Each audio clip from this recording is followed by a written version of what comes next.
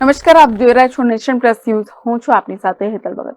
નાંદોદ તાલુકાના લાછરચ સ્થિત પીએમ પ્રાથમિક શાળા ખાતેથી નર્મદા જિલ્લામાં શાળા સલામતી સપ્તાહનો પ્રારંભ કરાયો હતો. ગુજરાત રાજ્ય આપત્તિ વ્યવસ્થાપન સત્તામંડળના નેજા હેઠળ નર્મદા જિલ્લા આપત્તિ વ્યવસ્થાપન કેન્દ્ર દ્વારા તારીખ 20 થી 25 જાન્યુઆરી દરમિયાન નર્મદા જિલ્લાની તમામ શાળાઓમાં શાળા સલામતી સપ્તાહ દરમિયાન આપત્તિ વ્યવસ્થાપનને લગતા વિવિધ કાર્યક્રમો યોજાશે. જે અંતર્ગત નાંદોદ તાલુકાના લાછરચ સ્થિત પીએમ શ્રી પ્રાથમિક શાળા ખાતે જિલ્લા કક્ષાનો કાર્યક્રમ યોજાયો હતો.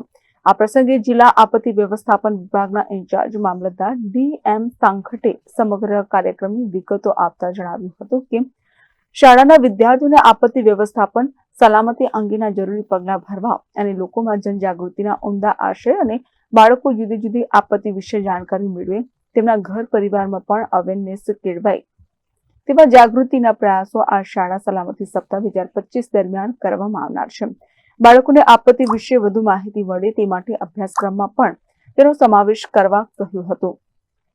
સાવચેતી એ જ સલામતી હેઠળ આ કાર્યક્રમમાં એક સપ્તાહ દરમિયાન જુદી જુદી પ્રવૃત્તિઓ હાથ ધરી નર્મદા જિલ્લાની તમામ શાળાઓમાં fire safety, mock drill, red cross, disaster management, 108 ambulance સેવા, રોડ સેફટી જેવા અવેરનેસના કાર્યક્રમો કરવામાં આવશે.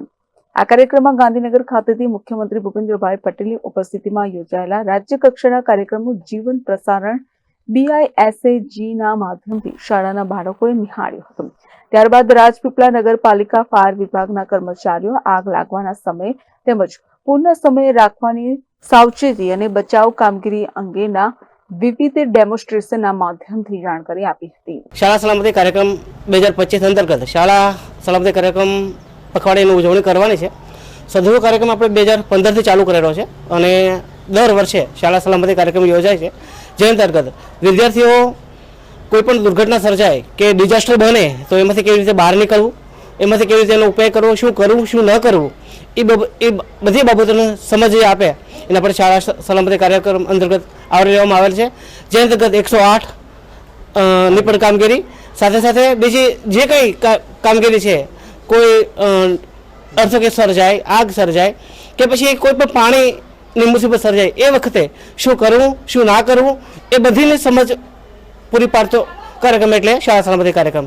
એ અંતર્ગત એક અઠવાડિયા સુધી આ કાર્યક્રમ ચાલવાનો છે. જે અંતર્ગત તમામ શાળાઓમાં આ કાર્યક્રમ યોજાવાનો છે અને આ શાળા સલામતી કાર્યક્રમ પખવાડિયાની ઉજવણી થાય એ અંતર્ગત આપણે જિલ્લા કક્ષાનો કાર્યક્રમ લાછરસ ગામેથી શરૂઆત કરીએ છીએ. Jyoti Jagtap, nation plus news, Rajpipla. સમાચારોના સતત અપડેટ મેળવવા માટે અમારી નેશન પ્લસ ન્યૂઝની યુટ્યુબ ચેનલને સબસ્ક્રાઇબ કરો, બેલ આઇકન દબાવો અને જોડાયેલા રહો ફેસબુક, ઇન્સ્ટાગ્રામ અને ટ્વિટર પર.